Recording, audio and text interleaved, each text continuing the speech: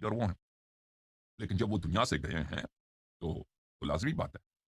ملکیت تو زہرا سلام اللہ علیہ کی ہے، ٹھیک ہے نا، وہ جس وقت چاہیں وہ اس پہ نبی کریم صلی اللہ علیہ وسلم کے حیات میں بھی اگر وہ چاہتی تصرف کرتی تو وہ کر سکتی، لیکن ان کے احترام میں انہوں نے چھوڑ ترک کیا تھا کہ پیداوار سب نبی کریم صلی اللہ علیہ وسلم کو جائے۔ تو یہ جو میں واقعہ بھی آپ کو سنانے لگا ہوں، یہ کئی کتابوں میں، کتاب بحار الانوار میں بھی ہے، کتاب المنتخب للطریحی میں بھی ہے، اور ایک اور مصادر میں بھی ہے۔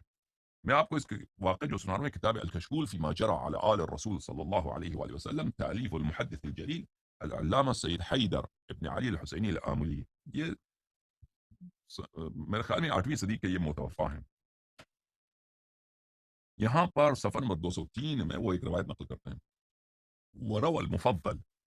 مفضل ابن عمر روایت کرتے ہیں، قال قال مولاي الصادق، میرے مولا حضرت امام جعفر الصادق علیہ السلام نے فرمایا، لما ولی ابو بکر ابن ابی قحافہ، جب ابو بکر ابن ابی قحافہ کو حکومت ملی ہے، قال له عمر، عمر نے اس کو مشورہ دیا، ان الناس عبید هذه الدنیا، عمر نے کہا کہ لوگ دنیا کی پوجا کرتے ہیں، لوگوں کو پیسے کا بڑا، عمر نے کہا پیسے کا بڑا کردار ہے، پیسوں کا، سونا چاندی کا، اس کا بڑا امپورٹنس ہے سیاست میں،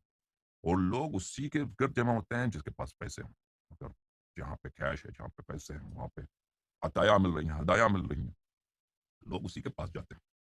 ان الناس عبید هذه الدنیا، لوگ بندے ہیں، غلام ہیں دنیا کے، لا يرون غیرها، لوگوں کو دنیا کے علاوہ کسی چیز کی پرواہ ہے ہی نہیں۔ فامنع عن علی واہل بیته الخمس والفیئہ،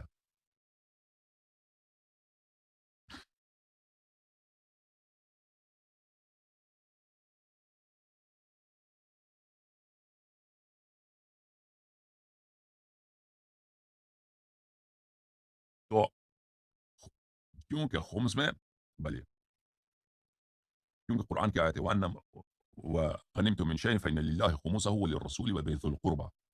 کہ خمس جو ہے، جو غنائم لیے جاتے ہیں جنگوں میں اور جو پیداوار ہوتی ہے، اور بہت سارے مصادر ہیں ان کے، خمس جو ہے کس کو جائے گا؟ اللہ رسول اور ذو القربہ کو، اہل بیت علیہ السلام۔ خمس کو آپ اہل بیت سے کاٹ دیں، کیونکہ اگر ہم جتنے فتوحات کریں گے خمس ان کو دے دیں تو یہ تو پیسے بہت زیادہ ہیں، ٹھیک ہے نا، وہ خمس ان کو نہ ملنا چاہیے۔ والفی،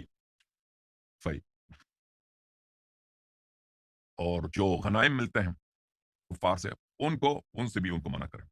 وفدکا، اور فدک بھی ان سے چھین لیں، فدک بھی ان سے چھین، فدک ان کے ہاتھ میں نہ رہنے دیں۔